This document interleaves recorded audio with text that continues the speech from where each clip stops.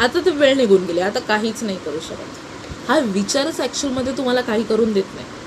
कायम लक्षात ठेवा, सक्सेसफुल होण्याची नाही कोणती वेळ असते, नाही कोणता टाईम असतो.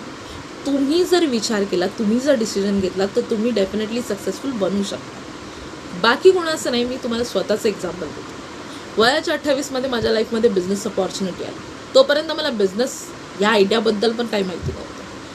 पण जेव्हा त्या अपॉर्च्युनिटीला मी समजलं, तर डेफिनेटली मला ते बेस्ट वाटलं. मी डिसिजन घेतला. तेव्हा जर मी हा विचार केला असता की आता 28 झालेलं आहे, आता काय गरज आहे मला करायची, पण नाही, मला काहीतरी लाईफमध्ये करून दाखवायचं होतं म्हणून मी डिसिजन घेतलं. तसंच तुमच्याही हातात आहे. वय नका बघू, हे बघा की तुम्हाला काय करायचं, लाईफमध्ये काय करून दाखवायचं. आणि डिसिजन नेहमी तुमच्याच हातात असतो. त्यामुळे जर तुम्हाला बिझनेस करायचा असेल ना, तुम्ही माझ्यासोबत कनेक्ट होऊ शकता. तुम्ही मला डायरेक्ट मेसेज करू शकता.